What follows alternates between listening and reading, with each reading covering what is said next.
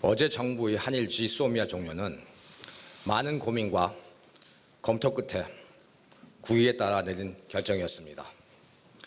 지소미아는 양국 간 고도의 신뢰 관계를 기초로 민감한 군사 정보를 교환하기 위한 것인데, 일본이 이미 한일 간의 기본적인 신뢰 관계를 훼손되었다고 하는 상황에서 우리로서는 지소미아를 유지할 명분이 상실되었습니다.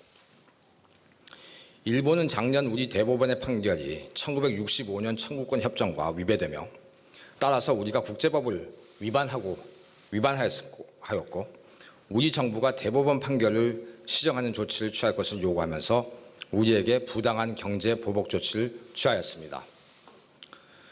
다시 강조하지만 우리 정부는 1965년 청구권 협정을 부인한 적이 없습니다. 일괄되게 우리 정부는 일본 정부, 군 등 국가 권력이 관여한 반인도적 불법 행위는 1965년 청구권 협정으로 해결된 것으로 볼 수 없으며, 따라서 일제강점기 강제동원 피해자 개인의 손해배상 청구권은 여전히 살아있다는 입장을 취해왔습니다. 작년 대법원 판결은 이것을 확인한 것입니다. 일본 외무성 조약국장도 1991년 8월 27일 1965년 한일 청구권 협정으로 개인 청구권 자체가 소멸된 것이 아니라는 입장을 표명했습니다.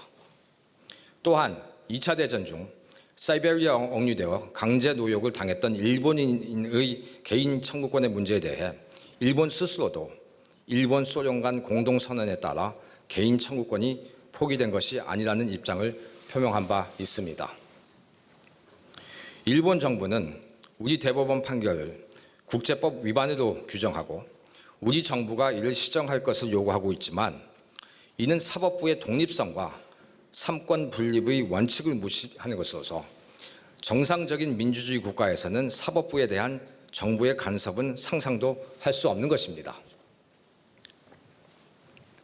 그간 일본의 지도층은 기존 주장만을 반복하면서 대화에 전혀 진지하게 임하지 않은 채 우리가 국제법을 일방적으로 위반한 만큼 우리가 먼저 시정 조치를 취해야 한다고 하고 지속적으로 요구를 하기만 했습니다.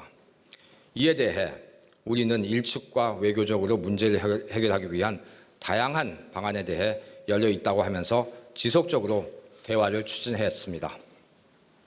우리 정부는 7월 2번에 걸쳐 고위급 특사를 일본에 파견했고, 8월 초에는 우리 주일 대사가 일본 측 총리실 고위급을 통해서 협의를 시도했으나 결과는 변함이 없었습니다.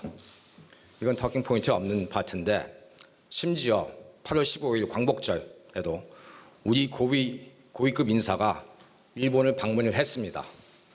그러나 결과는 똑같았습니다.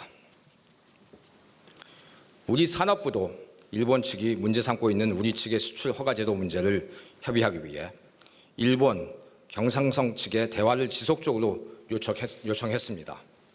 7월 16일 산자부 경산성 담당 국장 간 협의 요청에 이어 7월 24일 WTO 일반 이사회에서의 수석 대표 간 1대1 대화 제안, 7월 27일 RCEP 장관회담 제안 등 수차에 걸쳐 실무 협의를 제안했지만 일본은 이에 일절 응하지 않았습니다.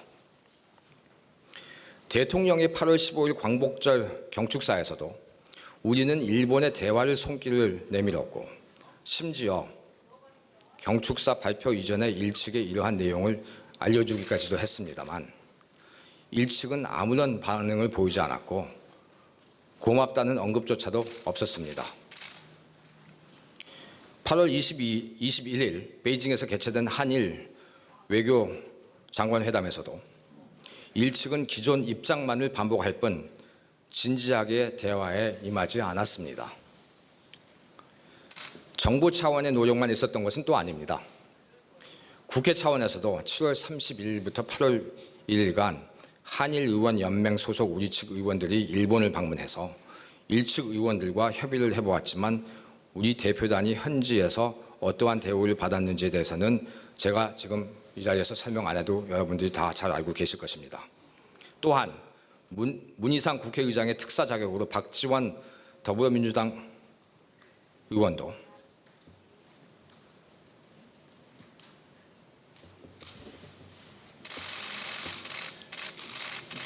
이건 좀 잘못된 것 같다. 박지원 의원도 8월 19일부터 20일간 일본을 방문해서 한일 갈등을 해결하기 위해 노력을 했지만 결과는 동일했습니다. 7월 17일 제가 외신 기자단을 대상으로 한일 문제에 대해 브리핑을 한 것을 잘 알고 계실 겁니다. 당시 저는 국내 언론의 비판이 있을 것임을 잘 알고 있으면서도 일본 국민들에게 직접 메시지를 전달하고자 메이지 유신을 성사시킨 조슈 사츠마 동맹까지 언급하면서 한일 간 미래지향적 협력 필요성을 강조했습니다. 미국도 7월 29일 현 상황 악화를 방지하고 한일 양측이 대화로 문제를 해결하도록 권고하는 현상 동결 합의 (Standstill Agreement)를 우리와 일측에 제안했습니다. 우리 측은 이를 환영하고 일측과의 협의에 동의하였지만 일본은 미국의 이러한 제안마저도 거부하였음은 물론 이러한 제안에 존재하는 것을 부인했습니다. 앞서 설명드린 것처럼 우리로서는 진심으로 편견 없이 일본과 강제징용 문제를 외교적으로 해결하기 위해 모든 방안에 대해 긍정적으로 검토할 용의가 있었었고 이러한 입장을 일본 측에 전달했습니다. 그러나 이에 대한 일본 측의 대응은 단순한 거부를 넘어 우리의 국가적 자존심까지 훼손할 정도의 무시로 일관했고 외교적 결례를 범했습니다. 한편 정부는 이번 한일 갈등 문제를 비롯하여 한일 지소미아 문제에 대한 검토 과정에서 미측과는 수시로 소통을 했고 특히 양국 NSC 간에는 매우 긴밀하게 협의를 했습니다. 정부는 이번 결정이 한미 동맹의 약화가 아니라 오히려 한미 동맹 관계를 한 단계 업그레이드시켜 지금보다 더욱 굳건한 한미 동맹 관계가 될 수 있도록 노력해 나갈 것입니다. 2016년 11월 체결된 한일 지소미아가 이번에 종료됨으로써 안보와 관련된 군사 정보 교류 부족 문제에 대해서 우려하실 수 있습니다. 이에 대해서는 2014년 12월 체결된 한미일 3국 간 정보 공유 약정 TISA를 통해 미국을 매개로 한 3국 간 정보 공유 채널을 적극 활용해 나갈 것입니다.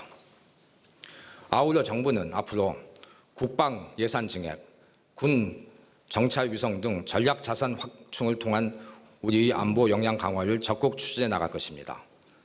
국민 여러분께서도 이번 일본의 우리에 대한 경제 보복 조치를 보시면서 우리가 스스로 핵심 부품 소재에 대한 자립도를 높이지 않으면 언제든지 외부로 인해 우리 경제가 위험에 노출될 수 있다는 사실을 확인했을 것입니다. 안보도 마찬가지입니다.